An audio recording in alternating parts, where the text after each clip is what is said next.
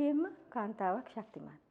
හැබැයි ජීවිතේ අනේක කම්කටොළු ලෙඩ දුක් වලට මුහුණ දුන්නාම කාන්තාව තවත් ශක්තිමත් වෙනවා.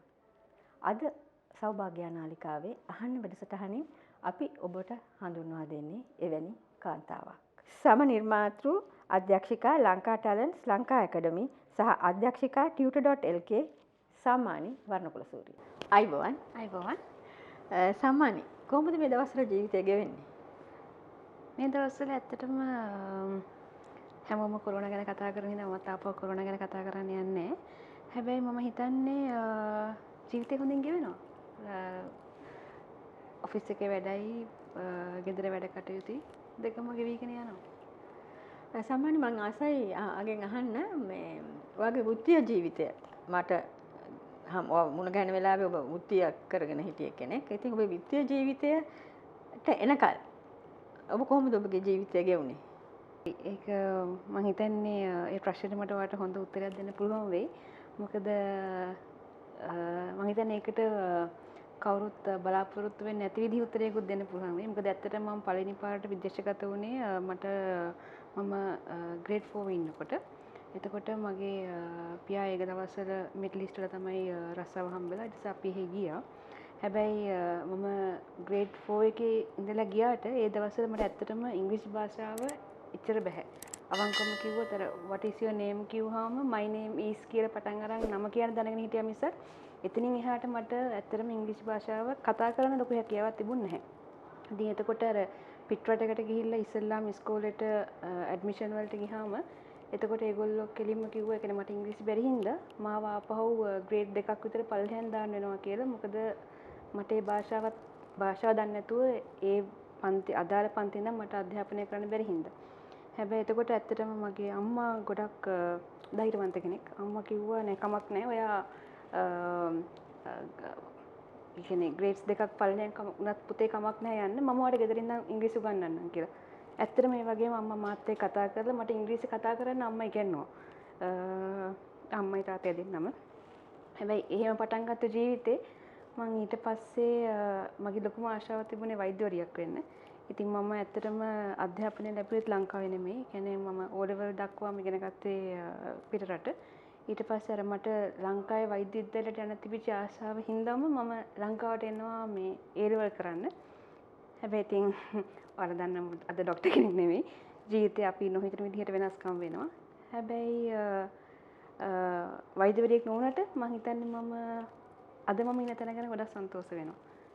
එතකොට වෘත්තීය ජීවිතේ පටන් ගන්නෙත් ඔය අහපු ප්‍රශ්නෙට උත්තරේ ඇත්තටම මේ ලෙවල් කරලා මට කෙචුවට කරන්න ආසාවක් තිබුණා කාගෙන්වත් යැපෙන්නේ නැතුව මගේ මුදල් කියන්නේ මට හැමදේම නෙමෙයි හැබැයි අම්මටයි තාත්තටයි බරක් වෙන්නේ නැතුව මම උපයන මුදලකින් මගේ වැඩ කටයුතු කරගන්න. ඉතින් ඒ ලෙවල් රිසල්ට්ස් එන්නත් කලින්ම මම ජොබ්ස් වලට ඇප්ලයි කරන්න ගත්තා. ඉතින් මගෙන් ගොඩාක් කට්ටිය ඇහුවා ඇයි ඔයා ජොබ්ස් වලට ඇප්ලයි කරන්නේ තාත්තට පුළුවන් නේ ඔයාට උගන්වන්න. මට මගේ ආසාවක් තිබුණා නෑ මගේ කීයක් හරි මට කියලා හොයාගන්න මේ දවස්වල. ඉතින් එහෙම කරලා ඇත්තටම මගේ පළවෙනි පත්වීම හම්බ වෙනකොට මට ඒ රිසල්ට්ස් හම්බෙලා තිබුණේ නැහැ. ඉතින් ඒගොල්ලෝ කිව්වා ආව සිලෙක්ටඩ්. හැබැයි ඒ රිසල්ට්ස් ආවට පස්සේ අපිව ආව ඔෆිස් එකට ගන්නම් කියලා. ඒ කියන්නේ ඇත්තටම ප්‍රධාන පෙළේ බැංකුවක මට පළවෙනි රස්සාව හම්බුණා. ඉතින් එතනින් පටන් අරන් දැන් මම ගොඩක් කවුරුත් දන්න ආයතන කීපයක වැඩ කරලා තියෙනවා. ඉතින් එහෙම තමයි මගේ වෘත්ති ජීවිතේ පටන් ගන්නෙ. එතකොට ඔබ මේ වෘත්තීය ජීවිතේ මෙහි පටන් අරගෙන නැවත වතාවක් ආපහු පිටරට යනවා විදේශගත වෙනවා. එතකොට මේ ලංකාවේ කාන්තාවක් හැටියට ඔබට රැකියාවේ තිබ්බ පහසුකම්ුයි සහ මේ ඔබට තිබ්බ තත්වයයි විදේශගත වුණාට පස්සේ ඒ රටේදී ඔබට ලැබිච්ච පහසුකම් සහ කාන්තාවක් හැටියට ඔබට ලැබිච්ච තත්වය අතර කොහොමද ඔබට දැනෙන්නේ?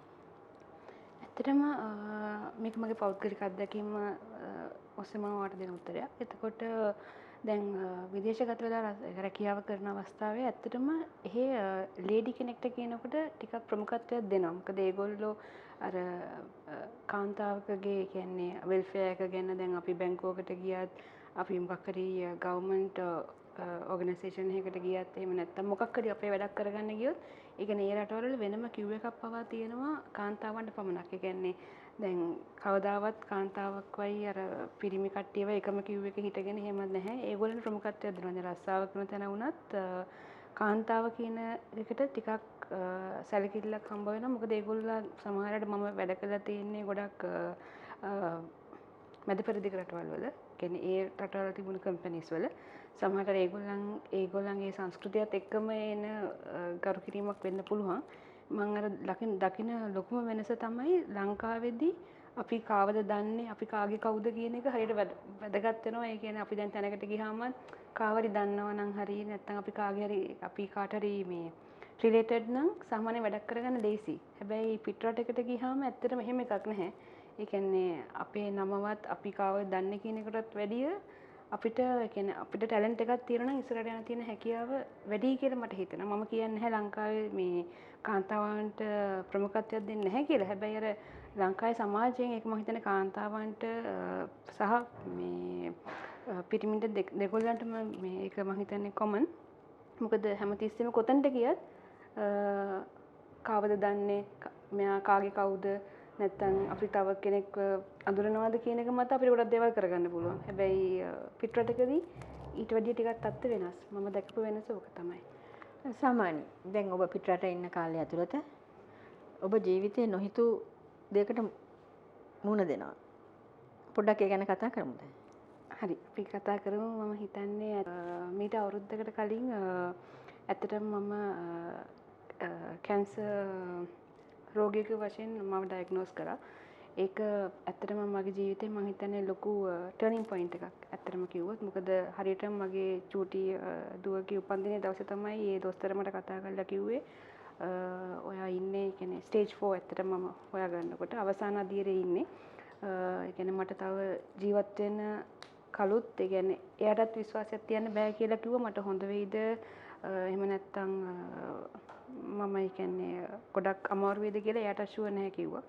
ඊට පස්සේ මම ඇත්තටම දොස්තරගෙන් මම ඇහුවා හැමෝටම එළියට යන්න කියලා මේක කොච්චර දරුණුද නැත්තම් how bad is it කියලා. එතකොට එයාගේ පුත්‍රය තමයි අපිට පේනවට වැඩිය ගොඩක් දරුණුයි. මේක ගොඩක් දැන් අනිත් පැති වලටත් පැතිරිලා තියෙන්නේ. දුව ගැන තීරණයක් ගන්නව නම් දුවට මොන හරි කරන්න තියෙනවා නම් ඔයා දැන් කරන්න පටන් ගන්න කිව්වා. ඊට අමතරව මට කිව්වා ඒ කියන්නේ මට රස්සාවට යන්න එපා කියලා කිව්වා. මට ගෙදරටලා කාමරයක් ඇතුලේ මේ සෙනඟ ගැවසෙන්නේ නැති තැන්වල තනියම ඉන්න කියලා. මොකද මේ කියන්නේ මගේ ඉමුනිටි එක බැස්සහම මට කියන්නේ තව අසනීප වෙන්න පුළුවන් හින්දා කොහෙවත් යන්න එපා, ඔෆිස් එකකට යන්න එපා, එළියට නම් කොහොමත් යන්න එපා, කාමරයකටලා ඉන්න කියලා කිව්වේ. හැබැයි මම ඒක පිළිගත්තේ නැහැ. මම දොස්තරට කියන්නේ ගියේ නැහැ මම එහෙම කරන්නේ නැහැ කියලා. අදුමතරෙන් මම මගේ අම්මටවත් ඇවිල්ලා කිව්වේ නැහැ මට ડોක්ටර් මෙහෙම කිව්වා කියලා. ඊට පස්සේ මම ඒ දවස්වල මගේ තාත්තට කිව්වම මම ඇත්තටම තව කම්පැනි එකක් අපි පටන් ගන්න ඔක්කොම වැඩ කටයුතු කරලා තිබුණේ. ඒ කියන්නේ එතකොට මට දැනගත්තේ ජූලි මාසේ කම්පැනි පටන් ගත්තේ සැප්තැම්බර් මාසේ. එතකොට තාත්තා මගෙන් අහපු පළවෙනි ප්‍රශ්නේ තමයි එහෙනම් පුතේ අපි මේ ඔක්කොම නතර කරමු. මට වටින්නේ ඔයාව කියලා. මම කිව්වා නෑ කිසිම දෙයක් නතර කරන්න ඕනේ නෑ. මම තාත්තට ඒ කියන්නේ කිව්වේ නෑ මට මෙහෙම මුකුත් කරන්න එපා කිව්වා කියලා මම කිව්වේ නැහැ කාටවත්. මම කිව්වා නෑ අපි කරමු කියලා. ඊට පස්සේ මගෙන් ඇහුවා දැන් ඔයා ෆිසිකලි ලොකු චේන්ජස් වලට මුහුණ පානවා. මොකද මම හිතන්නේ දැන් ගැහන් ළමෙක් හැටියට එච්චර අඩු වයසකින් හැම දෙයක් කිව්වට පස්සේ දැන් අපි හැමෝම දන්නවා කොණ්ඩේ නැතුව යනවා. ඊට පස්සේ අපේ දැන් තියෙන සමය පාටෙන් ගොඩක් වෙනස් වෙනවා.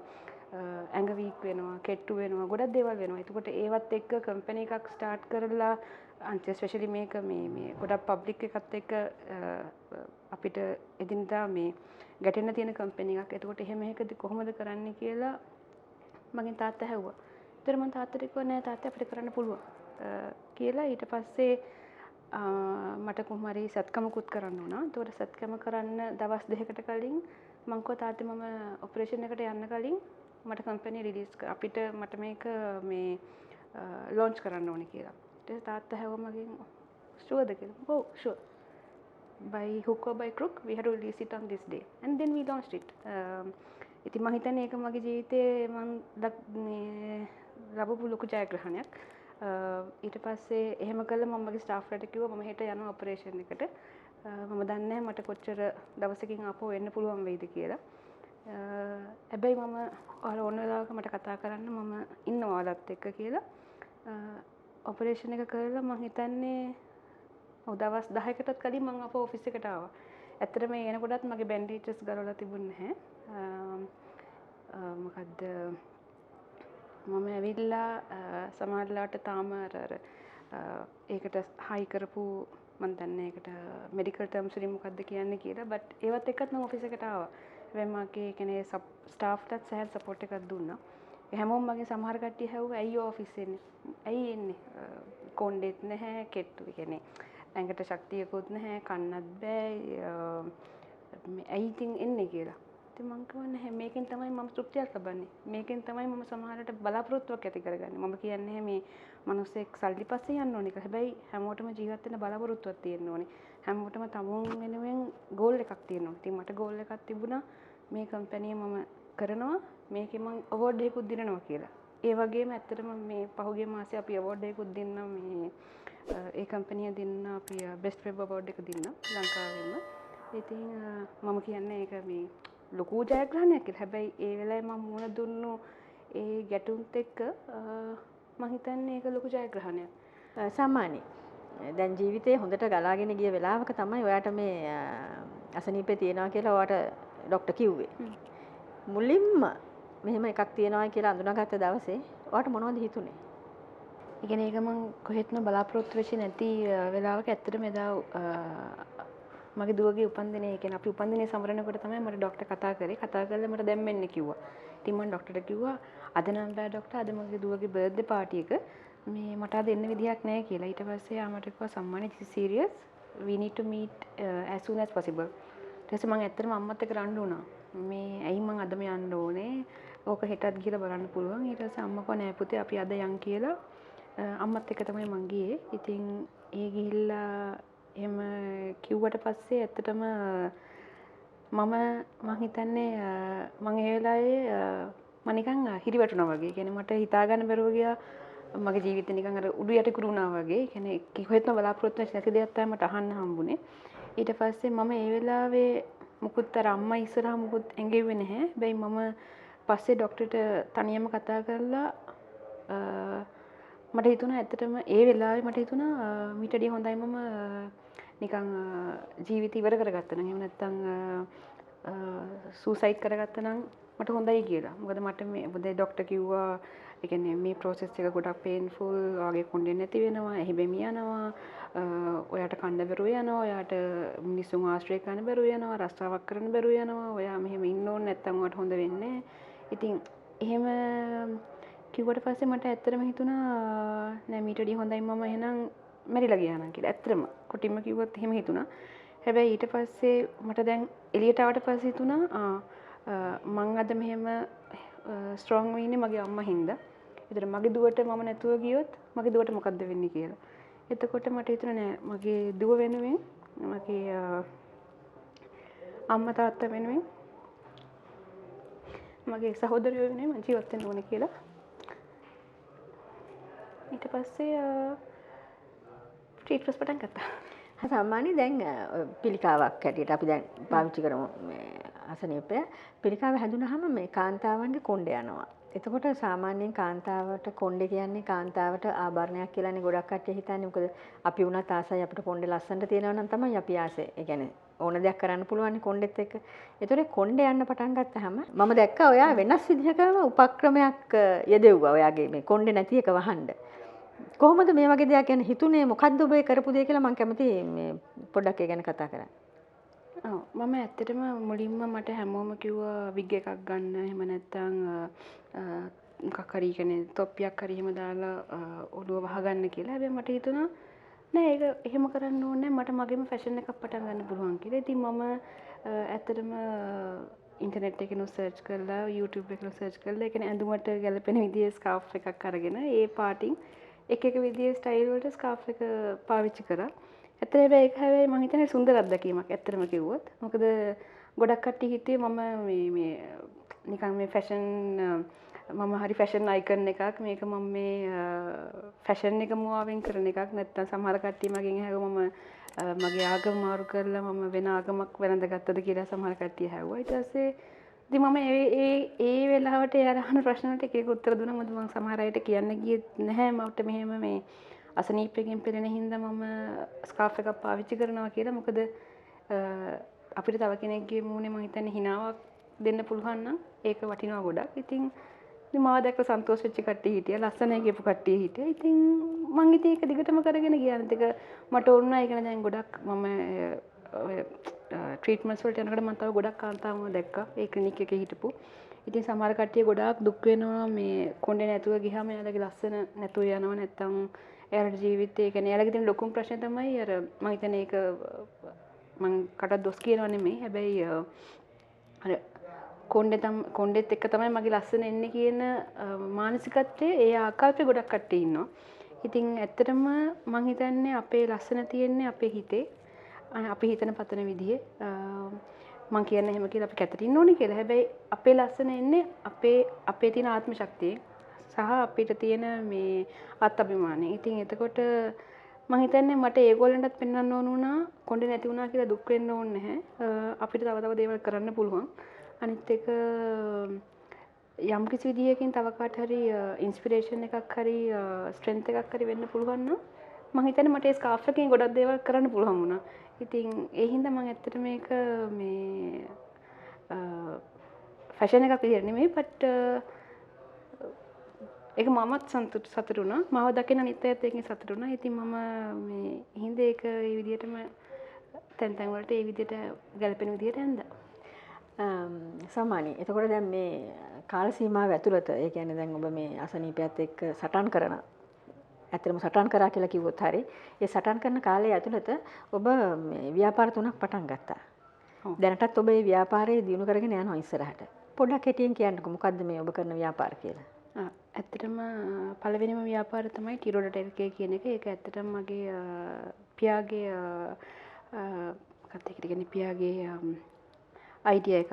ඊට පස්සේ ඒ අයිඩියා එක කන්සෙප්ට් එක ඔක්කොම තාත්තගේ. ඉතින් මම ඇත්තට මේකට අහම්බෙන් ආපු කෙනෙක්. මොකද මගේ කිසි බලාපොරොත්තුවක් තිබුණේ නැහැ කෝපරේට් සෙක්ටර් එකෙන් අයින් වෙලා මගේම ව්‍යාපාරයක් කරන්න. හැබැයි තාත්තා මගෙන් ඉල්ලීමක් කරා පුළුවන් නම් ටික කාලයකට ඇවිල්ලා බලන්න ඔයා කැමති වෙයිද කියලා.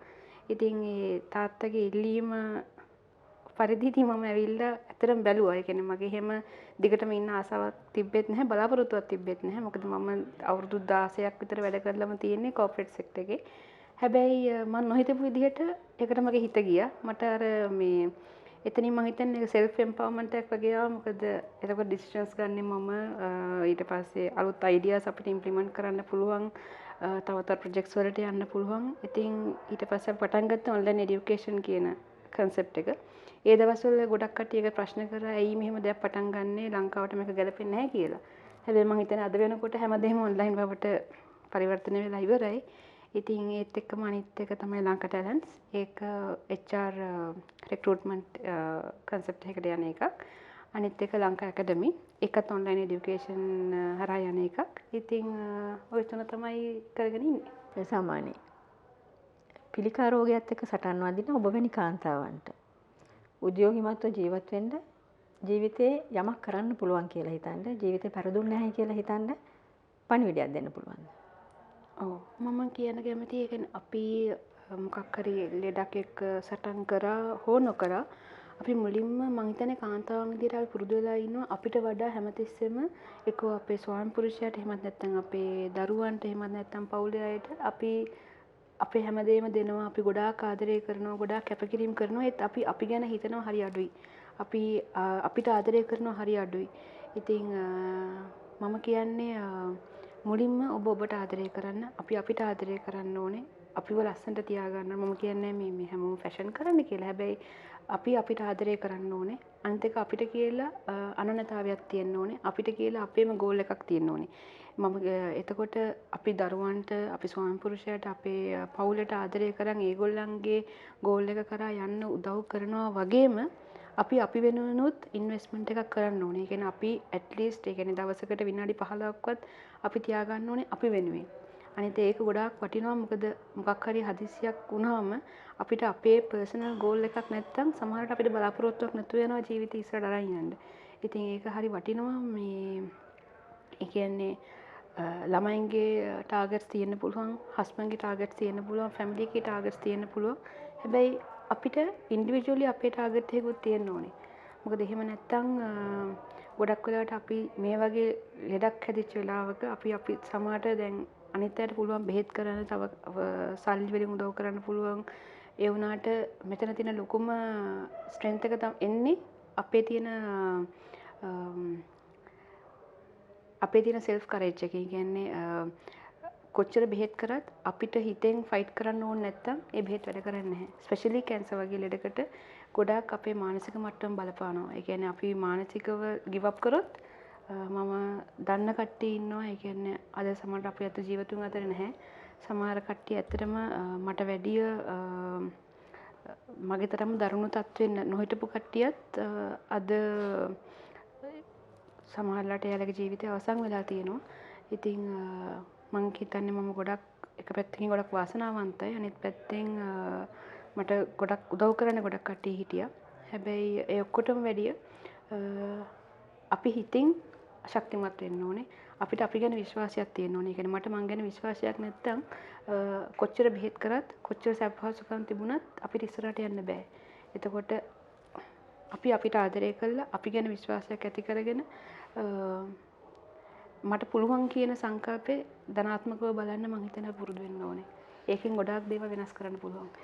සාමාන්‍ය ඔයාට මේ දැන් මේ පිළිකාවත් එක්ක සටන් කරද්දී ඔයාට උදව් කරපු අය ඉදි හිත ශක්තිමත් කරපු කට්ටිය ළඟ ඉන්නවා ඇති ඕන තරම්. මෙන්න අවස්ථාව මම දෙනවා ඒගොල්ලන්ට ස්තුතිවන්ත වෙන්න. මම හිතන්නේ මට ගොඩක් දෙනෙක් ඉන්නවා ස්තුති කරන්න. ඒ ඔක්කොටම වැඩිය මගේ අම්මා. මොකද ඒ ලෙඩේ හැදුනහම ඇත්තටම ඒ කරන ට්‍රීට්මන්ට්ස් උත් එක්ක ගොඩාක් වෙලාවට අපේ ඉවසීම හැකියාව ගොඩක් අඩු වෙනවා. හරියට තරහ යනවා. හැමෝම රුස්සන් නැති ගතියක් එනවා. මම හිතන්නේ ඒක කෑම කන්න බැරුව යනවා. ඒ කියන්නේ කිසිම කෑමක් රහ නැහැ. ගෙදර කට්ටිය ඒ කියන්නේ මගේ දුව පවා පොඩ්ඩක් හයියෙන් කතා කරොත් තරහ යන තත්යකට ඒක එනවා.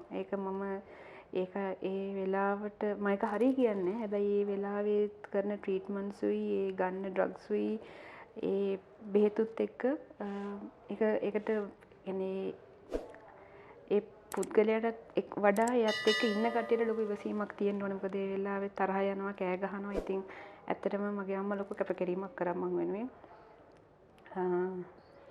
ඒ කියන්නේ කවදාවත් මට තරහ ගියා කියලා එයා දරාගත්තේ නැහැ. කවදාවත් මගේ ඉස්සර ඇඬුවේ නැහැ. කවදාවත් මම දන්නවා තනියම මට ගොඩක් අවස්ථාවල එයා තනියම අඬනවා. මම හිතන්නේ දැනට ලෝකේ හැම කාන්තාවන් 8 දෙනෙකුටම එක්කෙනෙක් මේ රෝගේ යම්කිසි අවධියකින් පීඩා විඳිනවා. ඉතින් එතකොට එයාව බලා ගන්න කට්ටිය, එයාත් එක්ක ඉන්න කට්ටිය එයාට ගොඩක් එන්කරේජ් කරන්න ඕනේ. ඉතින් මම හිතන්නේ මම ගොඩක් වාසනාවන්තයි ඇති. මොකද මගේ අම්මා ළඟම හිටියා. හැමතිස්සෙම මට කිව්වේ පුතේ වට මුකුත් වෙන්නේ නැහැ. පුතේ වට මුකුත් වෙන්නේ නැහැ. ඔයා ඔය කරන විදිහ හොඳටම හොඳයි. ඔයා තව ඉස්සරහට යනවා. ඔයා ලස්සනයි. අන්තික මම ආස කරන දේවල්, ඒ කියන්නේ පොත් කියවන්න මට ගොඩක් කියන්නේ මං කියන්නේ එයා ගොඩාක් ලොකු කැපකිරීමක් කරා ඒ අවුරුදු එකමාර වගේ කාලය ඇතුළත. ඉතින් අනිත් ඔක්කොටම මම ස්තුතිවන්ත වෙනවා. හැබැයි මගේ අම්මට, මගේ තාත්තට, මගේ සහෝදරයන්ට මට වචනෙන් කියන්න බෑ. අන්තික මගේ දුව පවා එයාට තාම අවුරුදු 5යි. හැබැයි ඒ වුණාටත් එයාත් ඇවිල්ලා කිව්වේ අම්මි you are getting better no. අම්මි you are getting better no. You won't leave me no. ඉතින් ඒ වගේ ප්‍රශ්න තමයි මගෙන් ඇහුවේ. ඒක සමහරවිට මට කියන්නේ මේක ඇති කියලා හිතුණු අවස්ථාවලත් අර පොඩි එකනේ ඇවිල්ලා අම්මි you are getting better no. We'll go somewhere no කියලා අහනකොට හිතට අමුතුම හැඟීමක් එන්නේ. අඩුම ගානේ නෑ මේ ළමයාව තනි කරලා මට යන්න බෑ. දැම්ම යන්න බෑ. ළමයා වෙනුවෙන් තව දවසක් හරි ජීවත් වෙන්න ඕනේ කියන එක හැමතිස්සෙම ඔළුවට ආවා. ඉතින් ඒ ඔක්කොටම ස්තුතිවන්ත වෙනවා. මම හිතන්නේ ගොඩක් කතා කරා. ඉතින් මම නම් වශයෙන් කිව්වේ නැති වුණාට මගේ යාළුවෝ මගේ පවුලේ හැමෝම ඔක්කොටම වැඩිය මගේ අම්මයි තාත්තයි මගේ පවුලේ කට්ටියයි මේ අවස්ථාවේ ගොඩක් මතක් කරන්න මම කැමතියි. ඉතින් සම්මානි සෞභාග්‍ය නාලිකාව වෙනුවෙනුත් අහන්න වැඩසටහන වෙනුවෙනුත් මම ඉතාමත් ස්තුතිවන්ත වෙනවා ඔබට ඔබගේ මේ පිළිකා රෝගය සමග ඔබ ගෙවපු ජීවිතය සහ ඔබගේ අත්දැකීම් මේ අපිත් එක්ක සම්බන්ධ වෙලා ඒ ගැන කතා කරපු එක ගැන. ඒ වගේම මම හිතනවා මේ වැඩසටහන තුලින් පිළිකාවක් තියෙන රෝගියෙක් කාන්තාවක් හෝ වේවා පිරිමි කෙනෙක් හෝ වේවා ඔබගේ මේ ලත් අත්දැකීම සහ ඔබට මේ තිබුණ ශක්තිය ගැන අහලා ඒගොල්ලන්ටත් ඒගොල්ලන්ගේ ජීවිතේ ශක්තිමත් කරගන්න සහ හිත හදාගන්න මේක මේ ඔබේ කතාව ප්‍රයෝජනවත් වෙයි කියලා. ඉතින් ඔබට ඉදිරියටත් නිදුක් නිරෝගී සුව ප්‍රාර්ථනා කරනවා. මම ස්තුතියි. මේ කතාව අහලා ඔයාලා කාට හරි ඒ කියන්නේ පොඩ්ඩක් හරි ඉන්ස්පයර් වුණා නම් හරි ස්ට්‍රෙන්ත් එකක් ගන්න පුළුවන් නම් හරි නැත්තම් කොයිම ආකාරයකින් හරි ඔයාලට උදව්වක් වුණා නම් මගේ කතාව ඒක තමයි මගේ පරමාර්ථය. ඉතින් ඔයාලට බොහොම ස්තුතියි මාව අද මේකට කැඳෙව්වට. මොකද ගොඩක් කට්ටිය මේ ගැන කතා කරන්න කැමති නැහැ. ගොඩක් කට්ටිය මේම ලෙඩක් තියෙනවා කියලා දැනගත්තු ගමන් කරන්නේ අයිසොලේට් වෙන එක. හැබැයි මම හිතන්නේ එහෙම වෙන්න ඕනේ නැහැ. අපිට ජීවිතේ ජය ගන්න පුළුවන්. අපිට ගොඩක් බෑ කියන දේවල් කරන්න පුළුවන්. අපේ විශ්වාසයයි අපේ ආත්ම ශක්තියයි තියෙනවා නම් ඉතින් මම අන්න එහෙම කෙනෙක්. එහෙම කෙනෙක් කියන්නේ ගොඩක් කට්ටිය කරන්න බෑ කියපු දෙයක් මම හිතන්නේ මම කරලා පෙන්නලා තියෙනවා. ඉතින් ඒක හැමෝටම කරන්න පුළුවන්. තමුන් ගැන විශ්වාසය තියාගන්න, තමුන්ට ආදරය කරන්න. අනිත් එක ආත්ම ශක්තියෙන් ඉස්සරහට යන්න. තමන්ගේ ශරීර සෞඛ්‍යය කුමන ආකාරයක තිබ්බත් හිත ධෛර්යමත් කරගන්න ඔබට ජය ගන්න පුළුවන්. ඉතින් තවත් අහන්න වැඩසටහනකින් අපි අද ඔබෙන් සමු ගන්නවා. නැවත වතාවක් මෙවැනිම වැඩසටහනකින් ඔබ හමු වන තෙක් දෙසවන්නේම හදවතින් අහන්න. සෞභාග්‍ය channel එක subscribe කර bell icon එක click කරන්න.